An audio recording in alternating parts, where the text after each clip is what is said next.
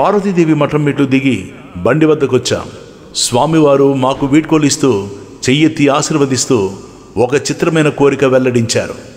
ఒక్కసారిగా అది విన్న మేము నిశ్చేష్టులమైనాము.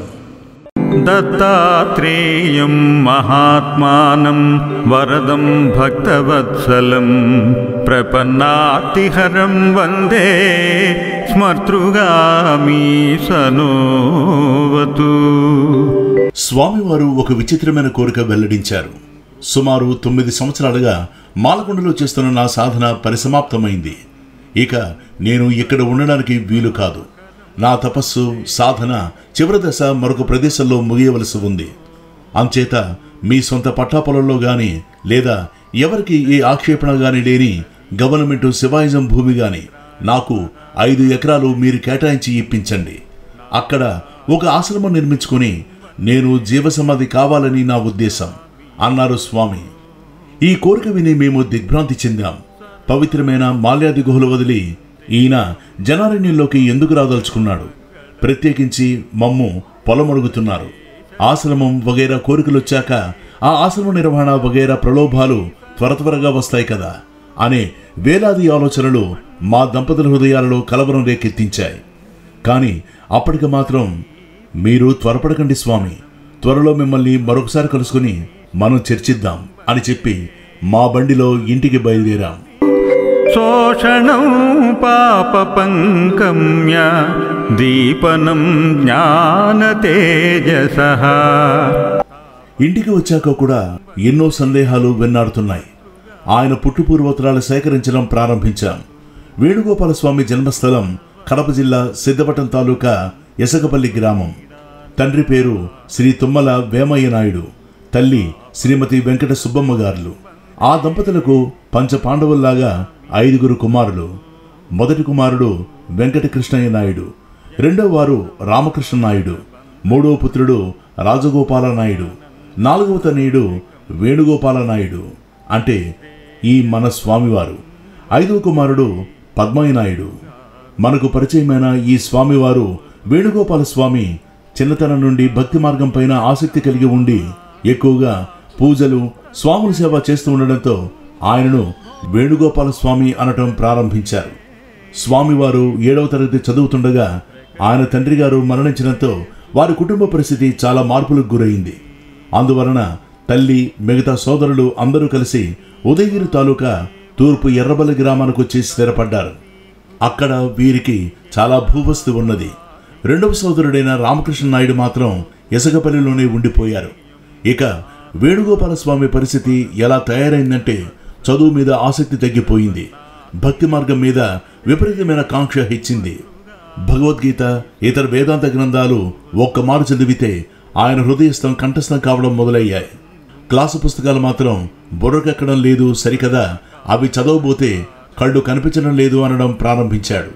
సోదరులు కోపడ్డారు.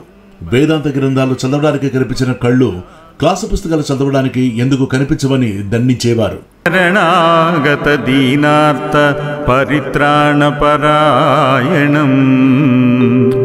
కానీ అక్షరము అయిన పరవిద్యకు పొట్టకూటి వృత్తులకు పనికి వచ్చే ఈ సామాన్య చదువులకు మధ్య గల అంతరం గుర్తించగల అంతర్నేత్రం స్వామివారిలో తెరుచుకుని ఉన్నదని, ఆ జ్ఞాన నేత్రంతో ఆయన సర్వ సృష్టి స్థితి లయలకు సంబంధించిన సర్వ విషయాలు తెలుసుకోగలడని వారికి అప్పట్లో అర్థం కాలేదు.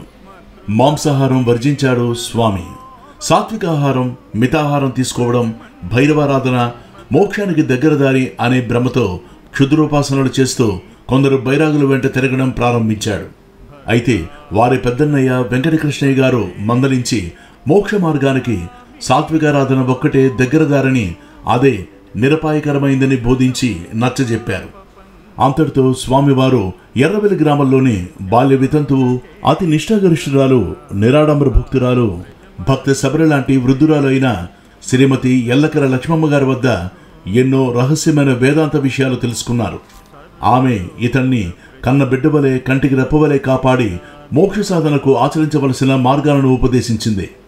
అప్పటి నుండి స్వామివారు గంటల తరబడి ధ్యాన నిమగ్నులే కూర్చోవడం, ఇంట్లో ధ్యానం కుదరకపోతే ఎర్రబల్లి చుట్టుపక్కల గల చిన్న చిన్న తిప్పలు బండల మాటను కూర్చోవడం, ఏకాంతంగా పరబ్రహ్మ స్వరూపం గురించి తనలో తాను దివ్యానుభూతులకు లోను కావటం చేసేవారు. అయితే ప్రపంచమంతా ఒక్కలా ఉండదు కదా. అక్కడ కొందరు కుంటి కుర్రవాళ్లు, కొందరు స్త్రీలు ఇతడు దొంగ జపం చేస్తున్నట్లు నిందించసాగారు. ఇక ఇది తనకు అనువైన ప్రదేశం కాదని పవిత్రమైన హిమాలయ పర్వతాలకు వెళ్లాలనుకున్నారు. ఎన్ని మార్లు ప్రయత్నించినా ఆ ప్రయాణం కొనసాగకుండా ఏదో ఒక విఘ్నం కలగడం మొదలుపెట్టింది. ఇటు సేద్యానికి గాని అటు చదువుకు గాని పనికి రాకుండా పోతున్నాడని సోదరుడు తిరిగి మెట్రిక్ పరీక్షకు బలవంతంగా కట్టించారు. మెట్రిక్ పరీక్షకు తెచ్చిన పుస్తకాలు చూడగానే స్వామివారికి తిరిగి కళ్ళు కనిపించకుండా పాఠాలు అర్థం కాకుండా ఉన్నాయనడం ప్రారంభించారు. ఇక లాభం లేదనుకుని సోదరుడు ఆయనను చిత్తూరు జిల్లా రేణిగుంట దగ్గరలో ఉన్న ఏర్పేడ్లోని వ్యాసాశ్రమంలో చేర్పించారు. స్వామివారి మనసు అక్కడ కుదిరిపడింది.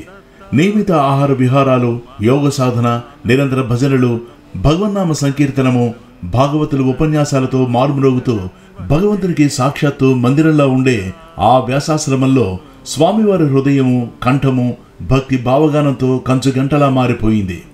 ఎందరో మహానుభావుల శిష్యరికం, సత్సంగం వలన ఆయనలో సర్వశక్తులు పటాపంచలై మోక్ష మార్గం దివ్య తేజస్సుతో పాల్పుంతలా కనబడసాగింది. అయితే స్వామివారిలో కల అసాధారణ ధారణా శక్తి ఆయనలో దివ్య తేజస్సు పెంపొందించడమేగాక అనర్గళ ఉపన్యాసాలకు దారితీసింది. ఇక్కడే ఒక చిక్కు ఏర్పడింది. ఆ ఉపన్యాసాలకు, ఆ కంఠస్వరానికి, ఆ భక్తి భావ మాధుర్యానికి తన్మయులైన వ్యాసాశ్రమ స్వాములంతా, శ్రోతలంతా ఆ యువక యోగిని ఆశ్రమంలో అడ్డుపెట్టుకుని ఆశ్రమంలో బోధగురువు స్థానాన్ని ఆశ్రమానికి ఒక ప్రత్యేక ఆకర్షణ కలిగిస్తాయని సంకల్పించారు. మంగళం సర్వక్లేశహరం వందే స్మర్తృగామి సనోవతు. ఆయనకు ఈ విషయం తెలియజేశారు. ఆ కోరిక వినగానే స్వామివారికి కలవరం కలిగింది. కారణం, మానవునికి బంధాలు 1000 విధాలు. 1 కీర్తి బంధాలు, సత్కీర్తి బంధాలు. 2 హోదా బంధాలు, పదవులు, గురుపీఠాలు, ఆశ్రమ నిర్వహణలు, ఉపన్యాసాలు. 3 విద్యాబంధాలు, ఉన్నత విద్యలు, ఆ విద్యను బహిర్గతం చేసుకునే తర్కాలు, తన విద్యతో ఎదుటివారిని ఓడించాలన్న తపన వగైరాలు. ఇక 4వది పరోపకార, దానగుణ వగైరా సాత్విక బంధాలు. వీటిల్లో అంతర్గతంగా అహము, మనమే చేస్తున్నామన్న సాత్విక అహంకారము చోటు చేసుకుంటాయి. 5వది ధనబంధం, విపరీతంగా ధనం సంపాదించడం, 10 తరాలకు సరిపడా పాత్ర వేయడం, దానిని రక్షించేందుకు ట్రస్టును ఏర్పాటు చేయడం, ఏ వారసులైనా దానిని నాశనం చేస్తారని నిరంతరం దిగులు పడ్డం లాంటివి. ఈ బంధాలు కొన్ని మాత్రమే. వీటిలో ఏ ఒక్క బంధంలో చిక్కుకున్నా ప్రలోభంలో పడి ముక్తికి దూరమైపోతానని గ్రహించి ఆశ్రమానికి, ఆశ్రమ స్వాములకు నమస్కరించి వారి కోరికను తిరస్కరించి మరలా ఎర్రబల్లె చేరారు స్వామి.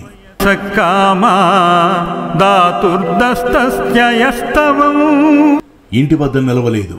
మోక్ష సాధన, మోక్ష సాధన, ఇదే తపన. తపిస్తున్న భక్తునికి దారి చూపవలసిన బాధ్యత భగవంతుడిదే గదా.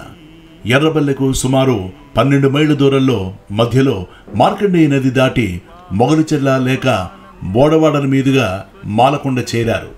శ్రీ మాల్యాద్రి లక్ష్మీ నరసింహస్వామి ఆ భక్తుణ్ణి తన చేతులు చాచి సాదరంగా ఆహ్వానించారు.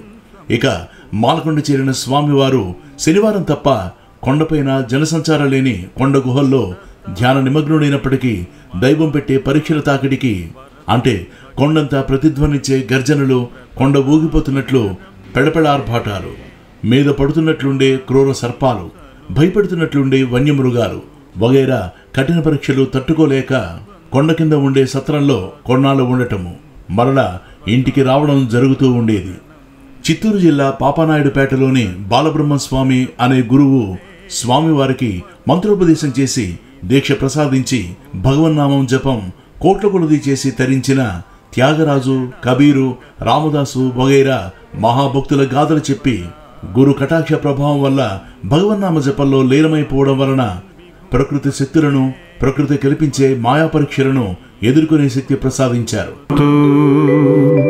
సర్వానర్దహరం దేవం సర్వమంగళమంగళం. అంతే.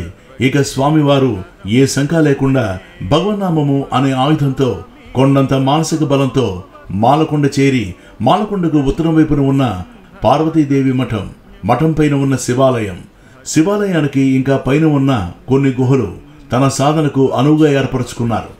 కంభాలదిన్న గ్రామవాసి, ప్రస్తుతం విజయవాడలోని పెద్ద ప్రఖ్యాత దేవి డాల్బిల్ అధిపతి అయిన శ్రీ చక్కా కేశవులు గారు మాలకొండ స్వామిని అర్చిస్తూ ఈ స్వామివారిని పరిచయం చేసుకుని భక్తుడై స్వామివారికి ఆయన వద్దన్న వెనుక భక్తి పురస్కారంగా ఒక గాడ్రేజీ స్టీల్ మంచం, దోమతెర, శాలువా వగైరా సమర్పించారు. ఆ తర్వాత తనకు దేవి సాక్షాత్కారం చేయించవలసిందిగా కోరారు. ఏమాశ్చర్యం! సర్వపీడా నివారణం ఆపద్దుద్ధరణం వందే స్మర్తృగామి సనోవతు.